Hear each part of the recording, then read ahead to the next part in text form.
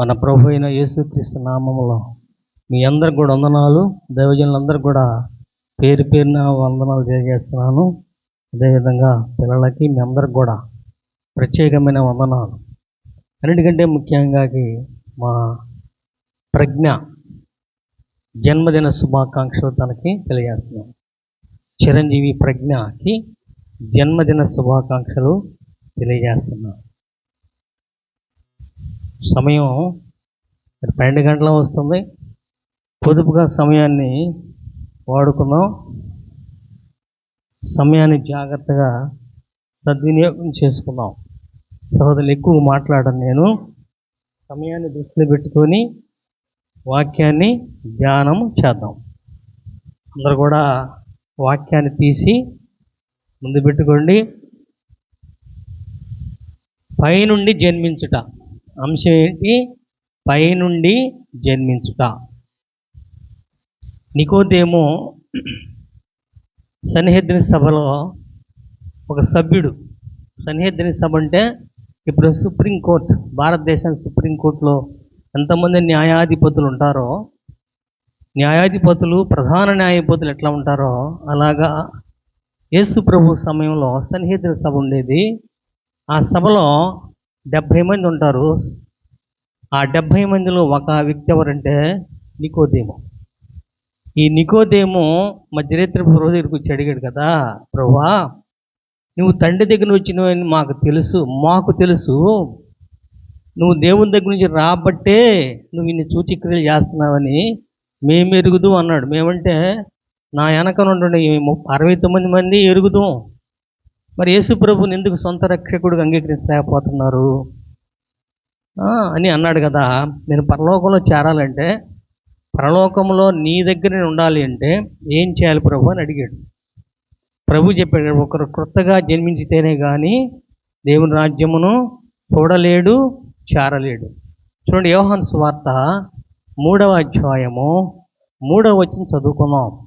యోహాను సువార్త 3వ అధ్యాయము 3వ వచనం చదువుదాం. యేసు అతనితో, ఒకడు క్రొత్తగా జన్మించితేనే కానీ అతడు దేవుని రాజ్యమును చూడలేడు చెప్పాను. దీంట్లో అనుమానం లేదు. నికోదేమో క్రొత్తగా జన్మించాలంటే ఈ న్యూ టెస్టిమెంటు గ్రీక్ భాషలో రాశారు. కింద ఫుట్ నోట్స్లో పైనుండి జన్మించితేనే కానీ ఉంటుంది. ఏమండి, ఈ క్రొత్త నిబంధన గ్రీక్ భాషలో రాశారు. ఒరిజినల్ మీనింగ్ ఏంటంటే పైనుండి జన్మించితేనే కానీ అని అర్థం. కింద ఫుట్ నోట్స్లో ఉంటుంది ఆ మాట. పైనుండి జన్మించాలయా అంటే పైనుండా ఎలా ప్రభువా? ఇది అసాధ్యమైన విషయం. నాకు 70 సంవత్సరాలు వచ్చినాయి, నేను వృద్ధుణ్ణి. మరి 70 సంవత్సరాల వయసు నన్ను మళ్ళీ మా అమ్మ కడుపులో జన్మించమంటున్నావు అని అన్నాడు. ఇతనేమో లోక సంబంధంగా మాట్లాడుతున్నాడు, ప్రభు ఏమో ఆత్మ సంబంధంగా మాట్లాడుతున్నాడు. ఆత్మ సంబంధమైన విషయాలు లోక సంబంధమైన వాళ్ళకి అర్థం కావు. లోక సంబంధమైన విషయాలు ఆత్మ సంబంధమైన వాళ్ళకి అర్థం అవుతాయి, కానీ ఆత్మ సంబంధమైన విషయాలు లోకస్తులకు అర్థం కావు. ఇతడు లోకస్తుడు, ఇశ్రాయేలుకి నాయకుడే కావచ్చు, గురువే కావచ్చు, పండితుడే కావచ్చు, కానీ ఆయనకి లోక సంబంధమైన పాండిత్యం ఉన్నది, కానీ పరలోక సంబంధమైన పాండిత్యం లేదు. అర్థం కాల. ఏమంటే బైబిల్ చాలామందికి అర్థం కాదు. లోక సంబంధమైన ఆలోచనతో చదివితే బైబిల్ అర్థంగా చాలామంది విమర్శిస్తారు. ప్రభు దగ్గర మోకరించి, ప్రభువా నా మనోనేత్రాలు తెరువు, ఇది లిటరీ కాకుండా ఇంటర్నల్గా ఏముంది లోపల, దీన్ని తవ్వితే సత్యం ఎంత బయటపడి నువ్వు ప్రభువుని ప్రార్థన చేసి చదవాలి. అప్పుడు మనోనేత్రాలు వెలిగించబడతాయి. ఆ వాక్యములోనే సత్యము టన్నులు వస్తుంది బయటికి. రత్నాలు ముత్యాలు అక్కడ దొరుకుతాయి. కనుక లిటరీగా చదవక బైబిల్, ఈ బాహ్యనేత్రాలు చదవకు. ప్రభు చెప్తున్నాడు, నువ్వు బైబిల్ చదువుతున్నావు కదా, నువ్వు 39 పుస్తకాలు ఓల్డ్ టెస్టమెంట్ చదువుతున్నావు కదా, ఇశ్రాయేలు ప్రజలకు నువ్వు నాయకుడు కదా, గురువు కదా, నీకు తెలియదా నికోదేమో? ఎలాంటి బర్త్డే ఫంక్షన్ ఏం చేసుకున్నావు? 70 పుట్టినరోజు చేసుకున్నావు కదా నువ్వు. మరి ఇప్పుడు మళ్ళీ అమ్మ కడుపులో ఎలా ప్రవేశిస్తావు? నేను చెప్పే భాష నీకు అర్థమవుతుందా? నీ భాష నాకు అర్థం కావట్లేదు అన్నాడు ప్రభు. అన్నాడు కదా, క్రొత్తగా జన్మించినటువంటి ఏంటి ప్రభు అనేది చూడండి. క్రొత్తగా జన్మించినటువంటి పైనుండి జన్మించటం. ఏమండి, ఏబు గ్రంథం 37వ అధ్యాయము 22వ వచనం చదువుకుందాం. ఏబు గ్రంథము 37వ అధ్యాయము 22వ వచనం చదువుకుందాం. ఏబు గ్రంథము ఉత్తర దిక్కున సువర్ణ ప్రకాశము పుట్టును. ఉత్తర దిక్కున ఎక్కడ ఉందండి? ఉత్తర దిక్కు అంటే దేవుని నక్షత్రాల పైన ఉన్నది ఉత్తర దిక్కు. ఏమండి, ఆకాశ మహాకాశాల పట్టజాలంటే ఇంకా పైకి వెళ్తే దేవుని నక్షత్రాలు కనిపిస్తాయి. నక్షత్రాల అవతల సభాపర్వతం ఉన్నది, అక్కడ జన్మించాలి నువ్వు. అక్కడ ఏం జన్మిస్తుందంటే ఏమండి, ఏ నక్షత్రం, ఏం ప్రకాశము? సువర్ణ ప్రకాశము. The golden brightness has been born in the north side of this world. ఈ దేశంలో, ఈ లోకంలో ఉత్తర దిక్కున ఏ ప్రకాశం అండి? సువర్ణం అంటే బంగారము ప్రకాశిస్తున్నట్ల బంగారము పుట్టుతుంది కదా. నువ్వు అక్కడ పుట్టాలి. మీ అమ్మ కడుపులో కాదు, లోకంలో కాదు. లోకంలో పుట్టి నీకు 70 సంవత్సరాలు 70 దాయక్రీడలు చేసుకున్నావు. కానీ నువ్వు సభాపర్వతం ఒకటి ఉంది పరలోకంలో. ఆకాశ మేఘాల పైన, దేవు నక్షత్రాలకు పైన. చూడండి, యెషయా గ్రంథము 14వ అధ్యాయము 13వ వచనం చదువు. ఈ సభాపర్వతం ఎక్కడుందో యెషయా గ్రంథములో దేవుడు మనకు తెలియజేస్తున్నాడు. 14వ అధ్యాయం 13వ వచనము.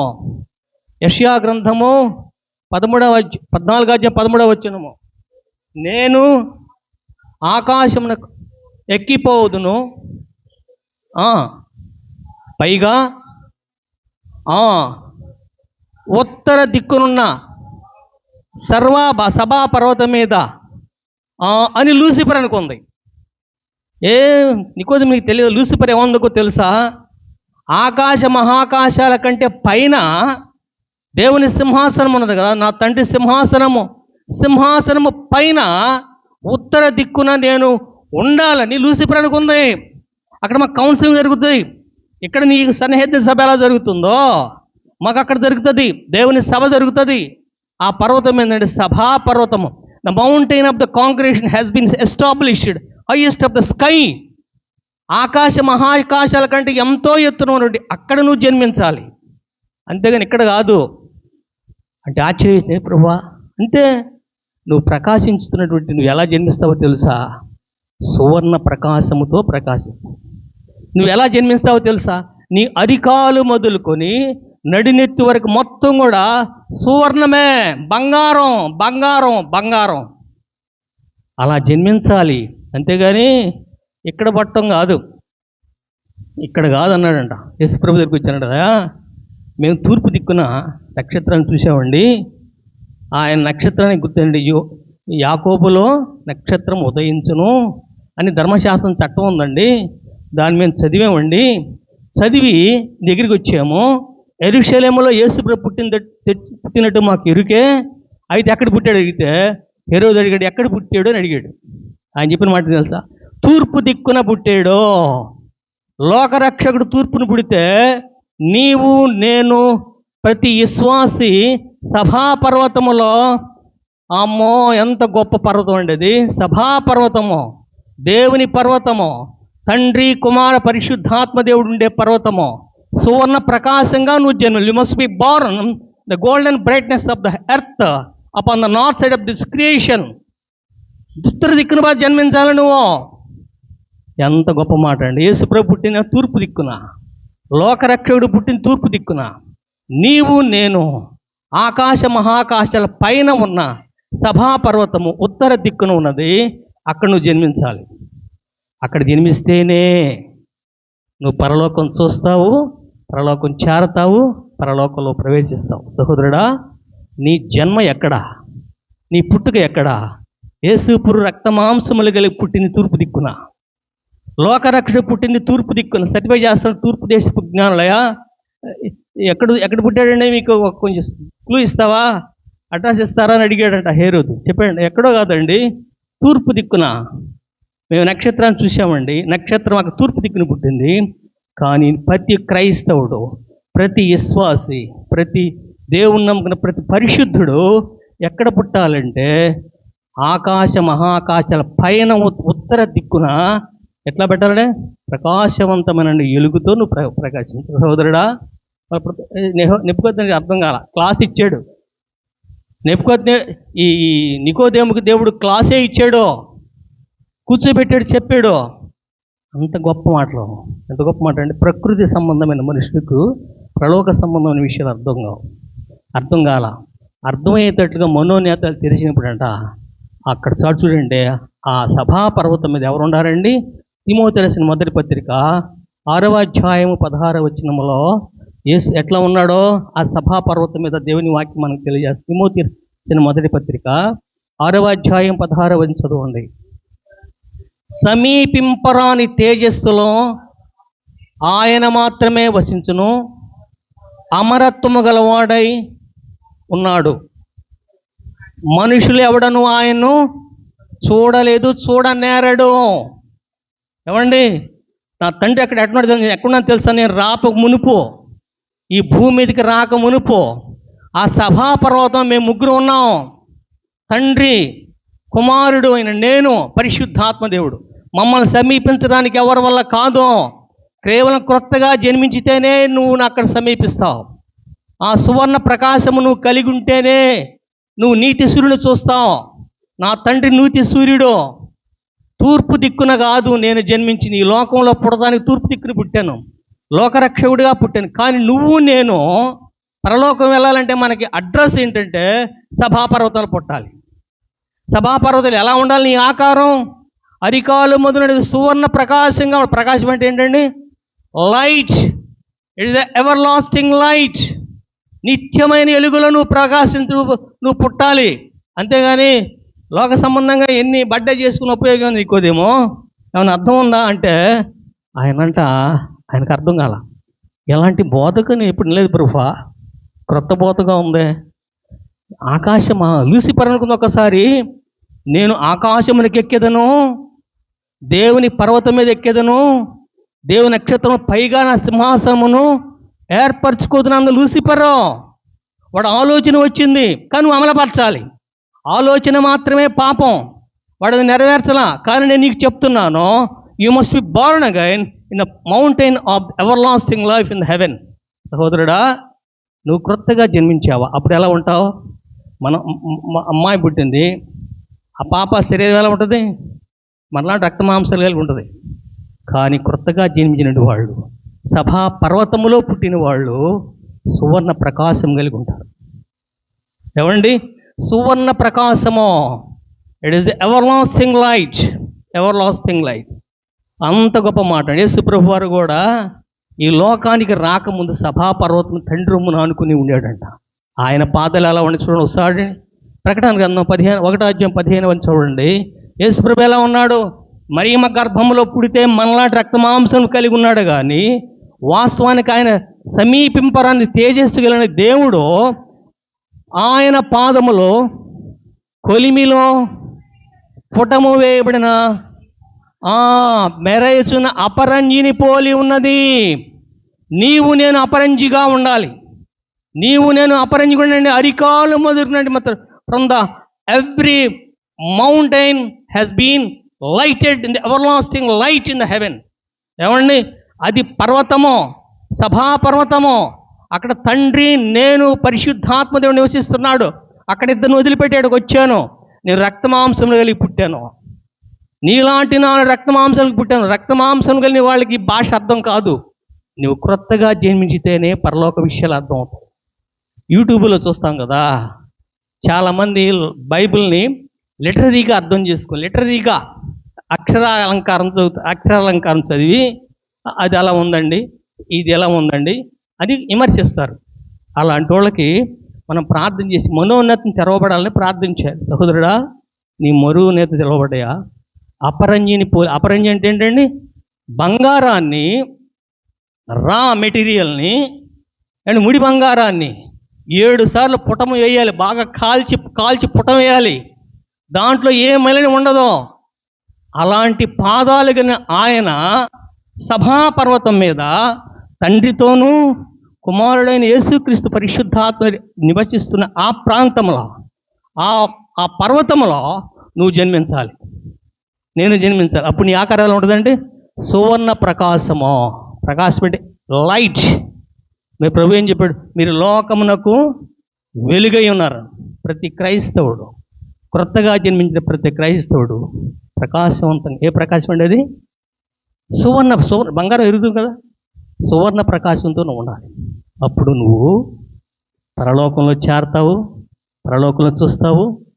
తండ్రి రొమ్మున ఆనుకున్న యేసయ్యలాగా నీవు కూడా తండ్రి రొమ్మున ఆనుకుని ఉంటావు. అందుకు గొప్ప మాట. పర్వతములలో ఇంకేం పుట్టి తెలుసా? చూడండి, 72వ కీర్తన 3వ చదువుకుందాం. 72వ కీర్తన 3వ చదువుకుందాం. 72వ కీర్తన 3వ వచనం చదవండి. సొలొమోను రాసిన 72వ కీర్తన 3వ వచనం.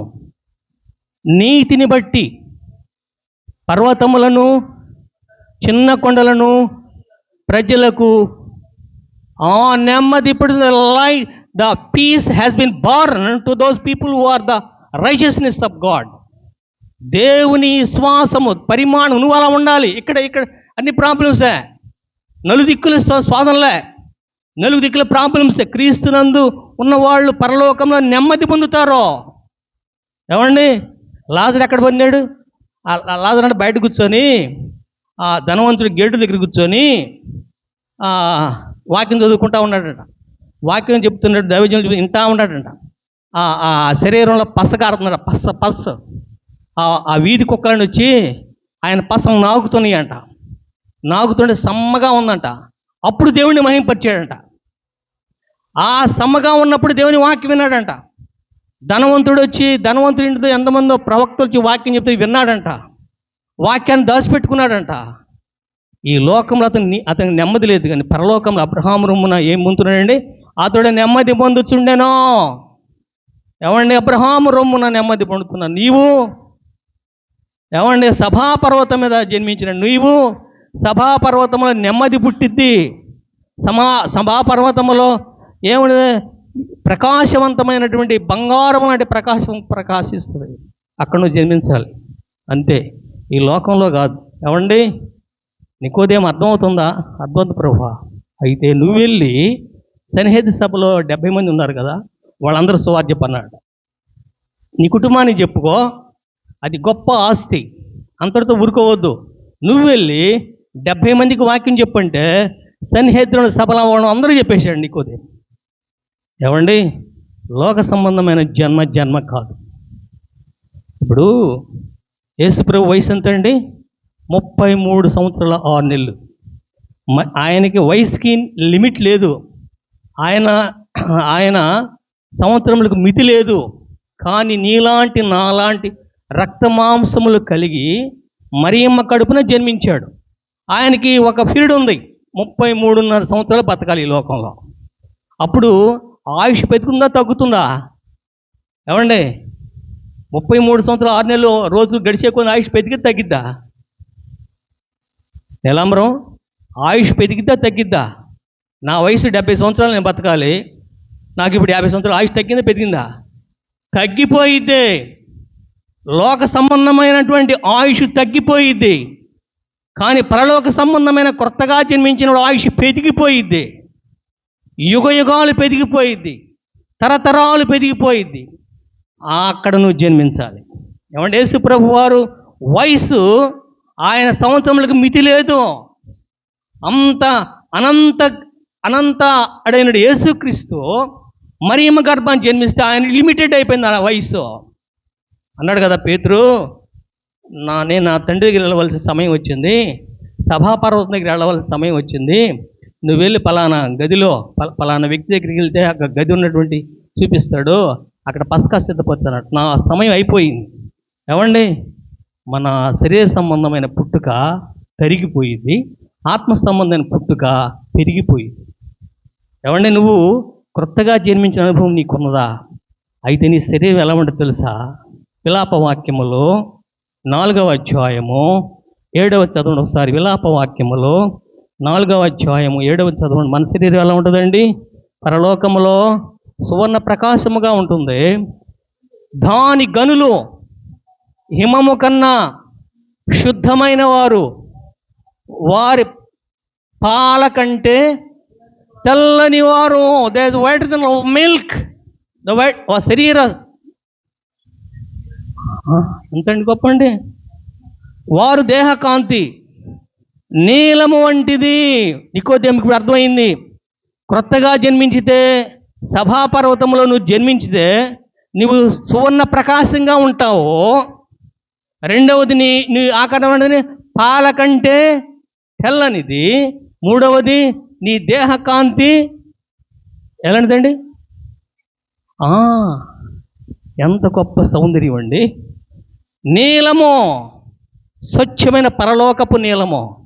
అలాగని శరీరం మారిపోయింది. అన్నాడంట, మా దేశంలో, సిరియా దేశంలో నదులు ఉన్నాయండి. నదులు ఆడ మునుగుతాంలే, ఎక్కడే మునగాలని లేదు కదా. ఆ యోర్దాన్, ఇక్కడున్న యోర్దాన్ నదుల నీళ్లు, అక్కడున్న యోర్దాన్ నీళ్ళు ఒకటే కదా. ప్రాబ్లం ఏముంది? అది అందులో ప్రాబ్లం లేదు, మనం వెళ్దాం పదన్నాడు. అంత మహా అహంకారి. ఈయన అంటే నువ్వు వత్తనోకి వచ్చావు కదా, ఆ దేశం నుంచి వచ్చావు కదా, ఆ నదిలో మునిగి వెళ్ళి అన్నాడు. 7 సార్లు మునిగయ్యానన్నాడు. ఈయనేంది, నన్ను గౌరవించలేదు, సన్మానించలేదు, దైవజనుడు నన్ను ప్రేమించలేదు, తేలిగ్గా తీసేసాడు అనుకొని, వద్దులే వెళ్దాం పద, ఆ మునకటి మీద అక్కడ పోదామని అనుకున్నాడు.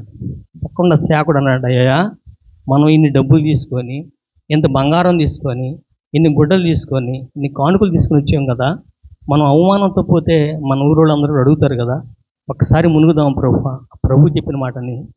6 సార్లు మునిగాడంట. 7వ సార్లు మునంగానంటే నేలమైపోయిందంట శరీరం. ఏమండి? క్రొత్తగా జన్మించాడో, క్రొత్తగా బాప్తిసం తీసుకున్నాడో, 7వసారి లేవగానే శరీరం ఎలా ఉందండి? పసిపిల్లవాడి శరీరము సువర్ణ ప్రకాశమైపోయింది. ఏమంటే? పాల కంటే తెల్లగా ఉన్నది, నీలం కంటే మధురంగా ఉన్నది. కారణం ఏంటంటే, ఈ take the baptism. Baptism is the second birth to the Jesus of Christ. యేసుక్రీస్తులో బాప్తిసం తీసుకున్నాడు, క్రొత్తగా జన్మించాడు. ఇప్పుడు నయమాను అంటే ఎలాంటి పసిపిల్లవాడి శరీరం అయిపోయింది. చదువు ఇంటికి పసిపిల్లవాడి శరీరం. శరీరం మొత్తం కూడా అరికాలు మొదలుకునే వరకు సువర్ణ ప్రకాశమై ప్రకాశించాడంట. వెళ్ళి భార్యకి చెప్పాడు వాక్యం. సిరియా దేశానికి మొత్తాన్ని వాక్యం చెప్పాడు. సహోదరుడా, నువ్వు క్రొత్తగా జన్మిస్తేనే దేవుని వాక్యం అందరూ ప్రకటిస్తావు. టేస్ట్ చేయి, టేస్ట్ చేస్తే ఆ టేస్ట్ ఇద్దరు తెలియజేస్తావు. ఇక్కడ నికోదేము ఆచార్యుడు ఎక్కడుందండి? మహాకాశ దేవుని నక్షత్రములకు పైన సభాపర్వతం ఉన్నది. అక్కడ నుంచి ఏం పుడుతుందంటే నెమ్మది పుట్టిద్ది. నీకు నెమ్మది. ఇప్పుడు ఈ లోకంలో నెమ్మది లేదు. ఇప్పుడు నేను చదువుకుంటా ఉన్నా, ఒక్కోసారి అన్నీ బాగానే ఉంటాయి, ఒక్కోసారి అన్నీ ప్రతికూలంగా మారతాయి. నెమ్మది ఉండదు, టెన్షన్, బాధ, ఎంత బాధ. ఈ లోకంలో నెమ్మది ఎక్కడ దొరకదో. నెమ్మది దొరికే ప్లేస్ ఏంటండి? సొలొమోను రాస్తున్నాడు. 72వ కీర్తన 3వ వచనం చదివారు కదా మీరు, చదవండి. 72వ కీర్తన 3వ వచనం సొలొమోను రాసినటువంటి మాటలు. పాస్టర్ ఒకసారి చదవండి. 72:3 సొలొమోను రాసినటువంటి 72. అమ్మా, నీతిని బట్టి పర్వతములను, చిన్న కొండలను ప్రజలకు నెమ్మది పుట్టించు. Those who are born again in Jesus Christ, everlasting righteousness is born from the mountain. ఏమండి? అక్కడ నెమ్మది పుట్టింది. నికోదేమో, నీ శరీరం ఏమో సువర్ణ ప్రకాశంగా ఉంటుంది, నెమ్మది పుట్టింది. నెమ్మది అక్కడ. ఇది ఎవర్లాస్టింగ్ పీస్ ఇన్ దేర్. ఎప్పుడు నెమ్మది లేని జీవితం. జీవితం ఏంటండి? జీవితం కాదు అని చెప్తే, పర్వతములను బట్టి, ఏ పర్వతం అది? సభా పర్వతములో సువర్ణ ప్రకాశం పుట్టింది, నెమ్మది పుట్టింది. అతని శరీరం మొత్తం కూడా రూపాంతరం చెందింది. సహోదరుడా, నువ్వు క్రొత్తగా జన్మించావా? ఈ పాప, మా అమ్మాయి పుట్టింది, 1 సంవత్సరం మధ్య సంవత్సరం ఇదే పని చేసుకుంటాం, ఫంక్షన్ చేసుకుంటాం, ఇలాగ చేసుకుంటానే వెళ్తూ ఉంటాం. కానీ నిజమైన పుట్టుక ఏంటంటే, పరలోకములో సభా పర్వతంలో నువ్వు పుట్టాలి. సభాపర్వతంలో నెమ్మది ఏ విధంగా పుడుతుందో, సువర్ణ ప్రకాశం ఎలా పుడుతుందో నువ్వు అలా పుట్టాలి. అలా పుడితే నువ్వు ఊరుకో, సామాన్యంగా నువ్వు నువ్వు అనుభవించినటువంటి ఆ ఆస్తిని, ఆ కీర్తిని ఇతరులకు పంపిస్తావు. దానియేలు గ్రంథము 12వ అధ్యాయము 2వ చదువుకున్నాం. దానియేలు గ్రంథము 12వ అధ్యాయము 2వ చదువుకున్నాం. 3వ చదవండి. దానియేలు గ్రంథము, బుద్ధిమంతులైతే ఆకాశ మండలములోని జ్యోతులను పోలిన వారై ప్రకాశించెదరు. నీతి మార్గం అనుసరించి నడుచుకున్నట్లు ఎవరు అనేకులను త్రిప్పుతురో, ఎలా అంటే అండి చెప్పండి, ఎట్లాగా? నక్షత్రముల వలె నిరంతరము సభాపర్వతములో పుట్టిన ప్రతి ఒక్కళ్ళు, యేసుక్రీస్తులో పుట్టిన ప్రతి ఒక్కళ్ళు గురిగా ఉండరు. రండి, మీరు కూడా రండి, ప్రభు దగ్గర రండి. ఈయనంట సన్నిహిత సభను మొత్తం మార్చేశాడంట. నికోదేము వెళ్ళి, ఎందుగా ఇంకా మీరు మాట్లాడుతున్నారు, మీరు న్యాయ పరిపాలన, ఏమి న్యాయపాలన, నిజమైన న్యాయ పరిపాలన ప్రభు దగ్గర ఉందని చెప్పి సన్నిహిత సభ అందరం వాక్యం చెప్పేశాడు. నీతి మార్గంలో ఎవరినైతే నడుపుతారో, ఎవరైతే సభాపర్వతములో పుడతారో, ఎవరైతే సభాపర్వతంలో నీతిని బట్టి పుడతారో వాళ్ళు గురిగా ఉండరు. ప్రతి ఒక్కళ్ళకి కూడా నీతి మార్గం నడిపిస్తూ ఉంటారు. వాళ్ళు ఆకాశములో ప్రకాశిస్తూ ఉంటారు. ఎలాగా? సువర్ణ ప్రకాశములు నిత్యం ప్రకాశిస్తారు. వాళ్ళు జ్యోతుల వలె, ఎలాంటిదండి? జ్యోతుల వలె. The word of God has been taken as the light in their life. వాళ్ళ జీవితంలో దేవుని వాక్యాన్ని జ్యోతులుగా బట్టి తిరుగుతూ ఉంటారు. నికోదేము ఇప్పుడు మారు మనసు పొందాడండి. మళ్ళీ కొత్తగా వాళ్ళ అమ్మ కడుపులో ప్రవేశించాల. అప్పుడు బాగా అర్థమైంది, ఆత్మ సంబంధమైన విషయాలు మనోనేత్రము తెరవబడితేనే అర్థమవుతాయి, కానీ శరీర సంబంధమైన విషయాలు నీకు అర్థం కావు. యేసయ్యని శరీర రూపంలో అర్థం చేసుకోకో, ఆత్మ సంబంధంగా అర్థం చేసుకో. ఇప్పుడు బోధించాడు, ఎలాంటి బోధన ఎప్పుడు వినలేదు ప్రభు అన్నాడు. సహోదరుడా, సభాపర్వతం మీదకి వెళ్తాను, అక్కడ నా సింహాసం వేసుకుంటాను, అక్కడ రాజ్య పరిపాలన చేస్తాను. లూసిఫర్ అనుకుందంతే. నేను సభాపర్వతం దగ్గరికి వెళ్తానండి, ఆ దేవుని నక్షత్రాల పైన ఇంకెళ్తాను, ఇంకా పైకి వెళ్తాను, సభాపర్వతము మీద దేవునితో నేను సమానంగా చేసుకుంటాను అనుకుందంతే. వాడు ఆలోచన పాపంగా మారిపోయింది. కానీ దేవుడు అంటున్నాడు కదా, నువ్వు మాత్రం అనుకున్నా అనుకోపోయినా నువ్వు పరలోకం పోవాలంటే మార్గం అదే, సభాపర్వత పౌరుడు అవ్వాలి. కాబట్టి శరీరంలో ఉందండి సువర్ణ ప్రకాశముగాను నీ దేహం. ఒకసారి చూడండి, విలాపవాక్యము 4:7 చదివారు. ఒకసారి చూడండి, ఒక్కోసారి చదవండి. ఆ వర్ణం చదువుకుందాం. ఆ మనుషుల యొక్క వర్ణం ఎలా ఉంటుందో దాని ఘనులు ఏమండి, ఒకసారి చూడండి. ఏమండి? హిమము కన్నా శుద్ధమైన వారు పాల కంటే తెల్లని వారి శరీరములు పగడముల కంటే ఎర్రనివి, వారి దేహకాంతి నీలము వంటిది. ఏమండి? సభాపర్వతంలో పుట్టినటువంటి వాళ్ళు, సువర్ణ ప్రకాశం లేని వాళ్ళు, 5 గుణాలు కలిగిన వాళ్ళు. అది నిత్యము ప్రకాశించేది. నిత్యము యేసయ్య దగ్గర నువ్వు ఎప్పుడు ఆ క్వాలిఫికేషన్ ఉంటే ఆయన దగ్గర పోతావు, లేకపోతే నువ్వు సమీపించలేవు. కనుక సహోదరి సహోదరుడా, నీ పుట్టినరోజు ఎప్పుడో పరలోకంలో అక్కడ తండ్రి ఉన్నాడు, కుమారుడు ఉన్నాడు, పరిశుద్ధాత్మ దేవుడు ఉన్నాడు. ఆయనకు సభ ఉన్నది. పురుషోత్తమ మారు మనసు పొందాడు, రాసినప్పుడు నా శరీరం మొత్తం కూడా ఈ మట్టి శరీరము అన్ని గుణాలు కలిగిన శరీరముగా రూపాంతరం చెందింది. నికోదేముకి ఇప్పుడు అర్థమైంది. సన్నిహిత సభలో ఉన్న వాళ్ళందరూ చెప్పాడు, వాళ్ళందరూ మారు మనసు పొందారు. అయితే యూదులు వెలివేస్తారని వాళ్ళలోనే వాళ్ళు ప్రభువుని అంగీకరించి మారు మనసు పొందారు. సోదరుడా, నువ్వు మారు మనసు పొందావా? నీ పేరు జీవగ్రంథంలో కన్ఫర్మ్ అయిపోయిందా? అయితే నువ్వు కొత్తగా జన్మిస్తే నీ కొరకు నీతి పుట్టాలి, నీ కొరకు సువర్ణ ప్రకాశం పుట్టాలి. ఎక్కడండి?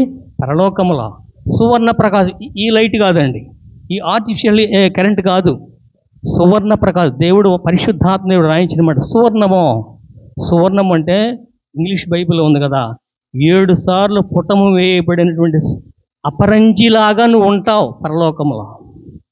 తండ్రితో ఉంటావు, కుమారునితో ఉంటావు, పరిశుద్ధాత్మతో ఉంటావు, మరణం అనే మాట నీ చేతులకు వినపడదు, అసలు ఆ ప్రేయల్స్లేని ఆ ప్రేయర్ ఉండదు. అలాంటి ధన్యత క్రొత్తగా జన్మించిన వాళ్ళకి ఉన్నది. నువ్వు ఉన్నావా?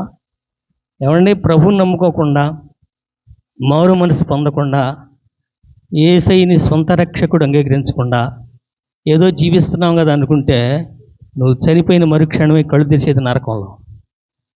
యేసు ప్రభువుని నమ్ముకొని అనేకులను దేవుని సన్నిధికి నడిపించే దైవ సేవకులారా, మనందరం కూడా నీతిని అనుసరించి దీన్ని మనం నడిపించితే మనందరం పరలోకంలో సువర్ణ ప్రకాశంలాగా ఉంటాం. మన దేహ కాంతి పగడములాగా ఉంటుంది. మనము పాల కంటే తెల్లగా ఉంటాం, పరిశుద్ధంగా ఉంటాం. పాల కంటే తెల్లగా ఉంది అని అడిగాడంట, నయమాన్ అడిగాడట, ఏంది నడిచేటప్పుడు నా శరీరం మొత్తం కూడా పస్సు కదా, అరికాలు మొదలు నడినెత్తి వరకు అంతా పస్సే కదా, నేను పరాక్రమశాలి యుద్ధం చేస్తాను కదా, ఇప్పుడేంది పసిపిల్ల శరీరం అయింది, నా శరీరం నీలం అయిపోయింది ఏంది, నా శరీరం తెల్లగా ఉన్నది ఏంది, నా శరీరం పాలు గారుతుంది ఏంది, నా మీద సువర్ణ ప్రకాశం ప్రకాశిస్తుంది అని ఎంతో కృతజ్ఞతతో ఇచ్చిన కానుకు దైవజనుడికి ఇవ్వకపోతే దైవజనుడు అన్న అవసరం లేదండి, నువ్వు వెళ్ళి నీ దేశాన్ని చెప్పున్నాడు. అతను వెళ్ళి యుద్ధం చేయటం మానేసి సువార్త చేయటం ప్రారంభించాడు. సహోదరుడా, నువ్వు జన్మిస్తే సరిపోదు, నీ ఇంట్లో వాళ్ళందరూ పరలోకాన్ని స్వీకరించాలి. పరలోకమే నిజమైన ఆస్తి. అంతేగాని డబ్బులు, ఐశ్వర్యము, ధనము, భూమి, ఇళ్ళు కాదు. నిజమైన ఆస్తి అంటే పరలోకం సంపాదించుకోవటం. పరలోకములో ఆ సభాపర్వతంతో యేసు ప్రభుతో ఉండటం నిజమైన ఆస్తి. ఆ ఆస్తిని సంపాదించుకునే దేవుని వాక్యం మనకి ఈ సమయంలో తెలియజేస్తుంది. చిన్న వాక్యాన్ని దీవించి ఆశీర్వదించను గాక. తలల వంచి కళ్ళు మూసినట్లయితే ప్రార్థన చేసుకున్నాం. పరిశుద్ధుడా, కృపగల దేవాన్ని కొందనాలు. పసిబిడ్డను దీవించి ఆశీర్వదించి ప్రజ్ఞకు ఒక దయాకరుడు సిద్ధపరిచావు. దయ అనేటువంటి నీ కృపలో ప్రభువా ఒక సంవత్సరం మొత్తం కూడా ప్రభువా దయాకరుడు చెక్కేవు దేవా. ఆ బిడ్డ మీద దాన్ని అభిషేకించిన దాన్ని బట్టి వందనాలు. మేము కూడా పరలోక పౌరులుగా సిద్ధపడి ప్రభువా సభాపర్వతంలో నీ ఎందుట నీ యొక్క కుడిపార్శ్వ నిలబడటానికి మాకు కావాల్సిన అర్హతని మీరు దయచేసిన దాన్ని బట్టి కూడా వందనాలు. యేసుక్రీస్తులోనే మేము జన్మించడానికి సహాయం చేయమని, అయా పరలోక సంబంధమైన ఆశీర్వాదాలు మీరు స్వతంత్రించుకునే కృప మాకు దయచేయండి. అదే పసిబిడ్డ నీ కృపలో నీ దయలో దినదినం వర్ధిల్లేటట్టు సహాయం చేయమని, వచ్చిన ప్రతి దైవజనుడు ప్రభువా సభాపర్వత పౌరుడు అయ్యి ప్రభువా ఎంతమంది అయితే ప్రభువా లోకంలో తిరుగుతున్నారో, మారు మనసు లేకుండా ఉన్నారో వాళ్ళందరూ ప్రభువా పరలోకం వైపు నడిపించే కృప ప్రతి దైవజనుడికి దయచేయమని దీవించమని యేసయ్య పరిశుద్ధ నామంలో ప్రార్థించి అడిగి వేడుకుంటున్నాం తండ్రి. ఆమేన్.